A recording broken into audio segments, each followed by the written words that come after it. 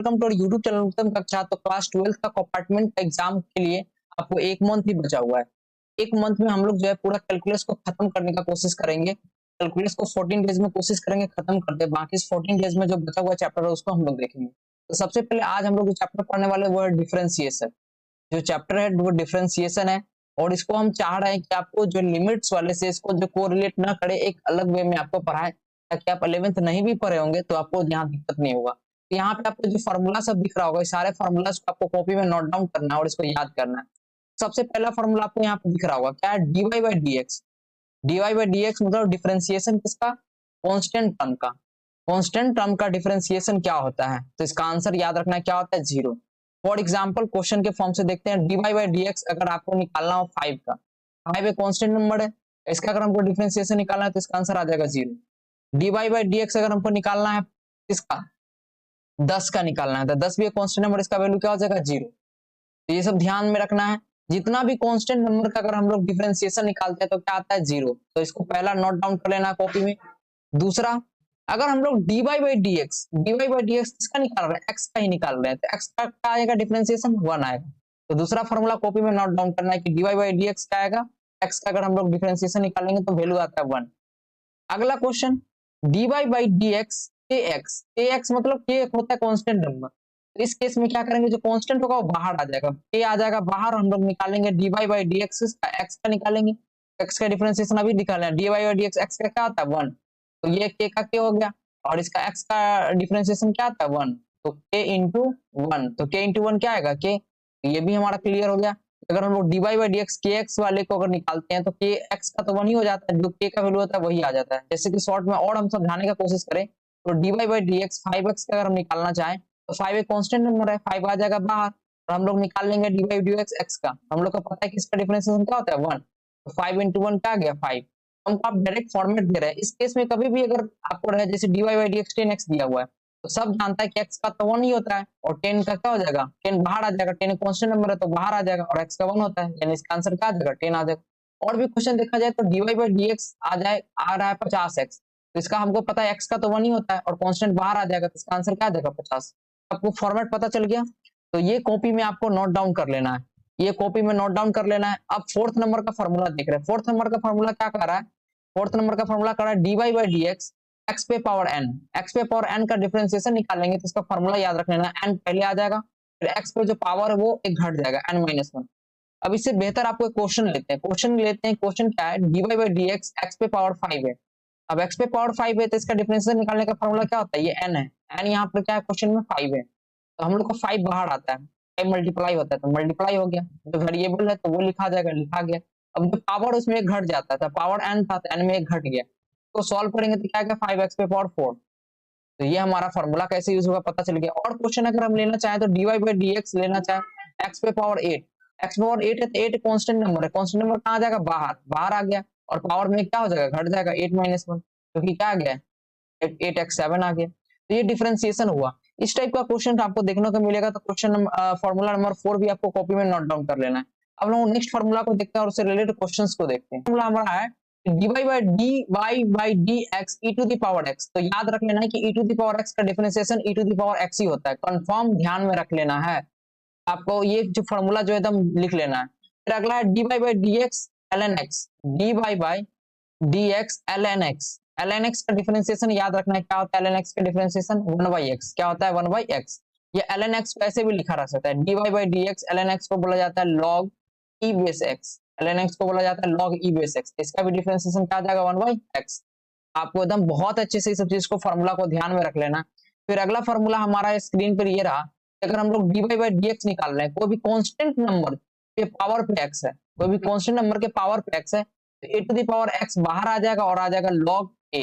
ये बहुत ही इंपॉर्टेंट फॉर्मूला है, बहुत ही important formula. For example dy by d x x पे पावर 5 ले रहे हैं, x पे पावर 5 ये तो नहीं है हमारा, a कांस्टेंट होना चाहिए, a कांस्टेंट होना चाहिए। इसका मतलब क्या हो गया?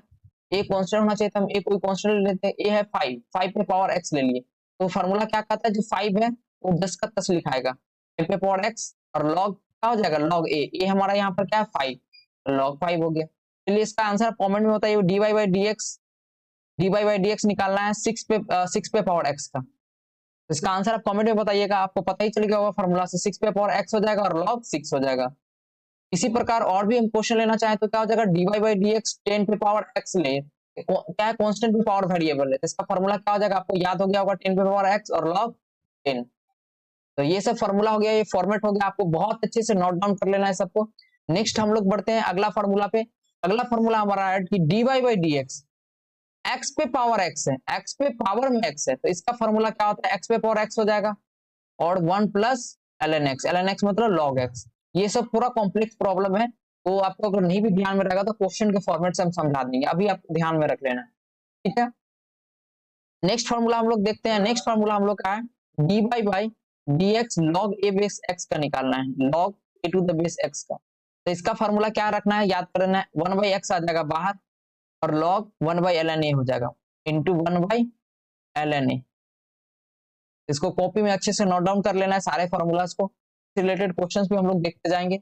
नेक्स्ट फॉर्मूला हमारे स्क्रीन पे रहा, ये फॉर्मूला रहा हमारे स्क्रीन पर ट्रिग्नोमेट्री का dy by dx sin x का। sin x का डिफरेंशिएशन बच्चा बच्चा को रट लेना है, sin x का डिफरेंशिएशन क्या होता है, cos x। sin x का डिफरेंशिएशन होता है cos x। और अगला हम लोग देखते हैं dy बाई dx, अगर हमको cos x का डिफरेंशिएशन निकालना है cos x का, तो cos x का याद रख लेना है क्या होता है, माइनस sin x। फिर अगला फॉर्मूला हम लोग देते हैं dy बाई dx निकालते हैं 10x का, तो 10x का डिफरेंशिएशन क्या आता है, sec स्क्वायर x। फिर अगला अगर हम लोग देखते हैं dy by dx cot x का, तो cot x का फॉर्मूला क्या हो जाएगा, माइनस cosec स्क्वायर x। फिर अगला अगर हम लोग देखें formula dy by dx sec x का, तो sec x का फॉर्मूला क्या हो जाएगा, sec x इंटू 10x। इसका आंसर हो जाएगा sec x इंटू 10x। तो ये सारे फॉर्मूला को उसको कॉपी में नोट डाउन करने वाला है, अभी और फॉर्मूला हम कराने वाले हैं। नेक्स्ट देखते हैं स्क्रीन पे।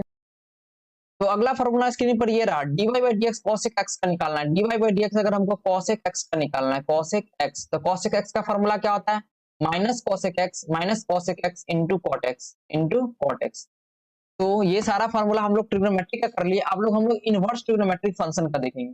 इनवर्स ट्रिग्नोमेट्रिक फंक्शन का फॉर्मूला आपको दिख रहा होगा कि dy बाई dx, अगर हमको sin इनवर्स x का फॉर्मूला चाहिए, sin इनवर्स x का, तो sin इनवर्स x का ट्रिक बताते हैं। ट्रिक क्या कहता है कि 1 हमेशा ऊपर रहेगा, आंख मूंद के 1 को ऊपर में लिखना है और अंडर रूट में 1 माइनस एक्स स्क्वायर कर देना, ठीक है। sin इनवर्स x याद हो गया, तो cos का, बस cos का भी एक ट्रिक दे रहे हैं।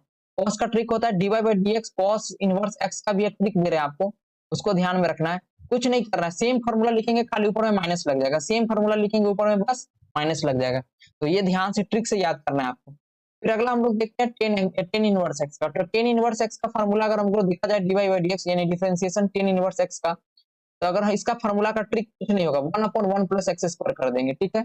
अब अगर हमको dy by dx tan inverse x का निकालना है, टेन इनवर्स एक्स का, तो कुछ नहीं करेंगे, सेम फॉर्मूला रहेगा, बस ऊपर में माइनस आएगा, सेम फॉर्मूला रहेगा, बस ऊपर में माइनस आ जाएगा। तो ये भी हमारा फॉर्मूला याद हो गया। अब हम नेक्स्ट देखते हैं कि dy by dx sec x square का, सेक इनवर्स एक्स का। तो इसके लिए भी बहुत बड़ा ट्रिक है, 1 ऊपर में रहेगा, under root x square minus 1 10 का 10 जो याद था वही लिखेंगे, 10 का सॉरी साइन का फॉर्मूला था वो। और जस्ट यहाँ पर एक चीज हम लोग को करना है कि बस मोड एक्स एक और लगा देना है। क्या करना है, एक मोड एक्स बस लगा देना है। फिर इसी के अलावा cosec इनवर्स एक्स का अगर हम लोग निकालना चाहें, cosec इनवर्स एक्स का अगर हम लोग निकालना चाहें, तो सेम फॉर्मूला लिखेंगे, बस ऊपर में माइनस आ जाएगा, यही फॉर्मूला रहेगा रिपीटेड, बस ऊपर में माइनस आ जाएगा। तो ये सारा फॉर्मूलाज आपको एक एक चीज को ध्यान में रखना है, कॉपी में नोट डाउन करते जाना है। इस वीडियोस में हम लोग ने सारे फॉर्मूलाज को देख लिया है और अगले वीडियोस में हम लोग क्वेश्चंस देखेंगे और क्वेश्चंस के बदौलत समझेंगे प्रोडक्ट रूल क्या होता है, डिविडेंड रूल क्या होता है और चेन रूल क्या होता है। आपको बस ध्यान में रखना है और सारे फॉर्मूलाज को कॉपी में नोट डाउन करके याद करना है। नेक्स्ट क्लास में आपको सारा फॉर्मूला याद होना चाहिए और याद करके। So much for watching this video. आप लोग के लिए सारे वीडियोस मैं बना रहा हूँ ताकि जो कंपार्टमेंट का तैयारी है 1 महीने में हो जाए, तो इसके लिए चैनल को बहुत सब्सक्राइब करके और टेलीग्राम का लिंक डिस्क्रिप्शन में उससे जुड़ जाइए। Thank you so much for watching.